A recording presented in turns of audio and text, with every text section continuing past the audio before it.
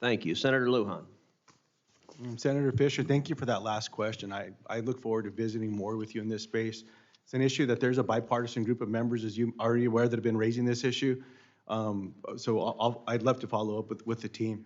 Thank you. Mr. Chairman, thank you for calling this meeting. I have a simple yes or no question each of the panelists to start off with. Mr. McCormick, will you agree to follow the law? Yes, Senator, Mr. absolutely. Edwards, will you agree to follow the law? Yes, Senator. Mr. Morse, will you agree to follow the law? Yes, Senator. Mr. McCormick, yes or no, would you carry out an illegal order?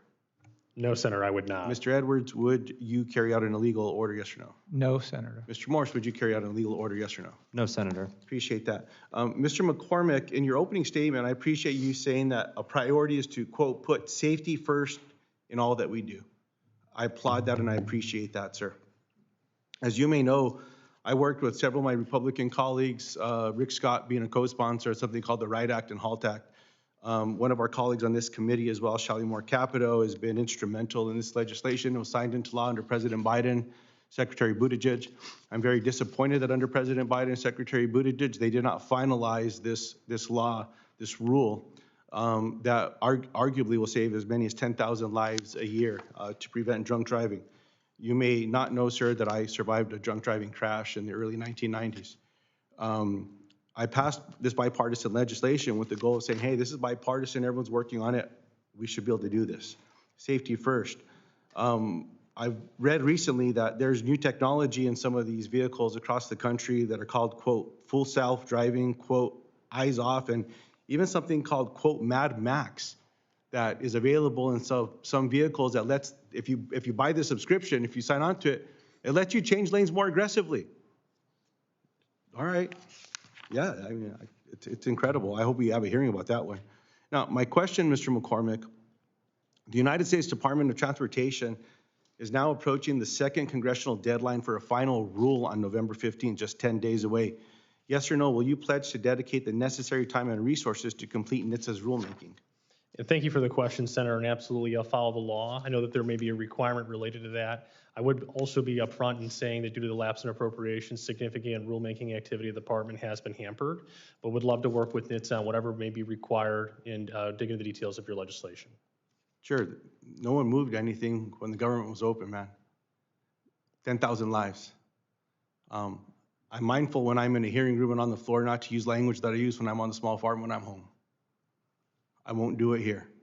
I'm tired of the excuses and all the rest, man. We got to find a way to save people's lives, and I just hope we can get there. We need to work to get the government open up. I completely agree. We need to prevent people's health insurance premiums from doubling. I hope we all agree on that as well. But we got to save people's lives, so I'm hoping we can do that. My question to you, Mr. McCormick, is will you commit to working with me, Senator Capito, Senator Scott, and others in Congress, as well as the auto industry, the drunk driving victims, survivors, Mothers Against Drunk Driving, to set us on a path to eliminate drunk driving? Yeah, absolutely, Senator. Would love to work with you in your office on that. Like I said, I mean, highway fatalities is something that I would love to see reduced at the department. Amen. 30% of all highway fatalities are related to drunk driving, as you said, and whatever we can do within our authorities to push forward a workable solution, we should explore. Amen to that. I appreciate that, sir. Mr. Morris, I asked you earlier if you would carry out an illegal order. Your response was no. During your time as Deputy Director of the PPO, did you personally write and send emails to a number of Inspector Generals that, quote, due to changing priorities, close quote, they were being, quote, terminated effectively immediately? Yes or no?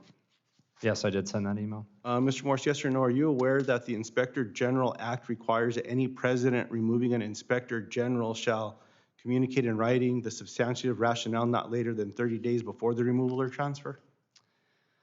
On that question, and thank you, Senator, for that question, I would have to refer you to the Department of Justice, which has ongoing litigation on that matter. Is that the law today? I'm sorry? Is the Inspector General Act the law today? I would have to defer you to the Department of Justice on that particular matter that's subject to litigation. I can't comment on that. You could. Mr. Morse, yes or no, did the President provide the required 30-day notice prior to your emails firing the Inspector Generals, or is that subject to the law? I would have to defer you to the Department of Justice and White House counsel on that matter. So you don't know if he did or didn't, or that there's a question if he did or didn't? I'd have to refer you to the White House on that. All right. Mr. Morse, yes or no, did the White House conduct any kind of legal analysis to double check the law before sending these notices? I would have to refer you to the White House on that matter, Senator. Thank you for your question. Is this how you're going to conduct your responsibilities if you're confirmed? Senator, thank you for that. I look forward to working with you if I have the opportunity to be confirmed at the Metropolitan Washington Airport Authority. I appreciate that. At least you didn't have to reference some lawsuit on that one, man.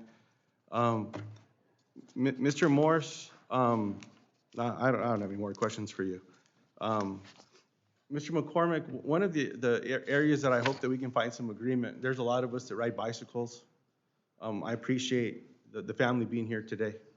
I'm assuming you want your children to have a safe place to ride bicycles? Absolutely, Senator. Yeah.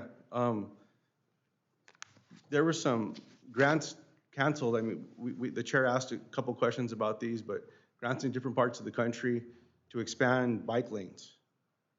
You're responsible for canceling some of those, correct? I wouldn't say that I would, no, Senator, I dispute that characterization of it. I think that if What are you responsible in doing that ultimately led to the cancellation of those? what am I responsible in doing, Senator? What did you do? Well, again, Senator, I'm Deputy Chief of Staff of the department. There are significant priorities that I pursue on behalf of the department. As I explained during my minority staff interview, we have taken a stance of the department. We're trying to emphasize where we can vehicular traffic, making sure that we're not constraining vehicular or motorist capacity in order to add on bicycle lanes. So really, it's not in opposition to bike or pedestrian infrastructure. I would say that the department supports all means of transportation. But Appreciate again, that.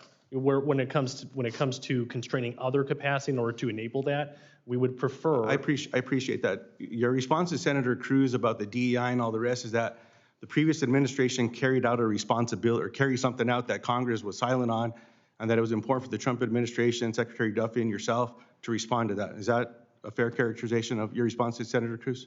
My characterization was we wanted to return to the statutory intent Appreciate of the that. programs. My question is, just to remind you, when you were asked about the shift, you stated that the previous administration's focus on bike paths and transit inadvertently restricted was possible when it came to family size. Can you provide me with the data that your team used to determine that bike paths inadvertently restrict family size? I think that what you're referring to is a quote I have in the New York Times in June. Yeah, I'll follow up in writing there. I'm just hoping that we can find a way to do this. Look, DEI and all the rest is, acronyms and all the rest. I'll close up here, Mr. Chairman. Finding safe pathways for families to get to school probably promotes greater family size. It promotes safer places for people to commute. That's not partisan. And I hope that in some of these conversations that we just find a better way to get to these places, all that I'm asking. Good luck to all of you. I pray for you. I hope we can all do better in this country, including myself. And thanks for letting me go over quite a bit, Mr. Chairman. Appreciate it.